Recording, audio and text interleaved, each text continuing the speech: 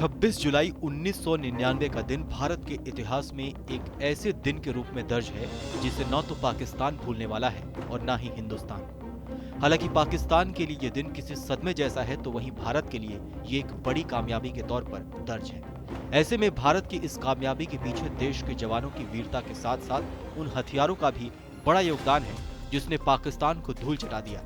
दोनों देशों के बीच एक महीने से ज्यादा चले इस संघर्ष के बाद 25 मई को वायुसेना को एलओसी पार कर पाकिस्तान में घुसकर उनको उनके ही अंदाज में जवाब देने के लिए कहा गया और इस ऑपरेशन का नाम रखा गया ऑपरेशन सफेद सागर। भारतीय वायुसेना ने इस ऑपरेशन में मिग-27, मिग-21 और मिग-29 जैसे फाइटर जेट्स को तैनात कर दिया था। 27 मई को इंडियन एयरफोर्स के मिग-21 और मिग-27 क्रैश हो गए, जिसके बाद इंडियन एयरफोर्स ने फ्रांस के फाइटर जेट्स मिराज 2000 को इसमें तैनात किया और वेस्टर्न एयर कमांड ने इस पूरे ऑपरेशन पर नजर रखी। पहले फेज में दुश्मन के ठिकानों की रेकी की गई, जिसमें उनके पास मौजूद हथियार और बंकरों की जानकारी शामिल थी। इसके बाद ऊंची चोटियों पर बैठे दुश्मन के कैंप्स, उनके हथियार और उनके भोजन के साथ ऑयल सप्लाई पर वायुसेना ने हमला बोला।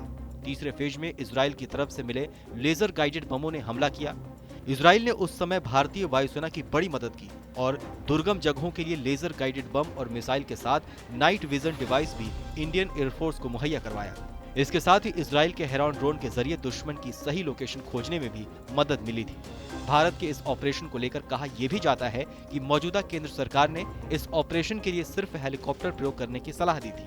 इंडियन एयरफोर्स ने सरकार को बताया था कि हेलीकॉप्टर इसके लिए सही ऑप्शन नहीं होगा।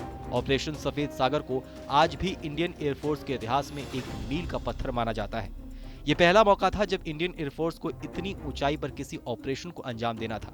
कारगिल के पर्यावरण में मिशन के अलावा फ्यूल को बचाकर रखना सबसे अहम काम था। ऐसे में इस मुश्किल वक्त में भारत के लिए मिग और मिराज वायुसेना की ताकत बने।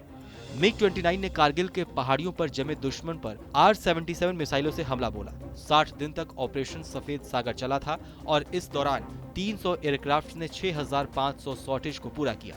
फाइटर जेट्स ने 1235 शॉर्टेज में 24 टारगेट्स पर हमला बोला। कारगिल की ऊंचाई समुद्र तल से लगभग 16,000 से 18,000 फीट की है। ऐसे में फाइटर जेट्स को 20,000 फीट से ज्यादा ऊंचाई पर उड़ान भरना था। ये काम मुश्किल था क्योंकि ऊंचाई पर हवा का दबाव भी काफी कम होता है।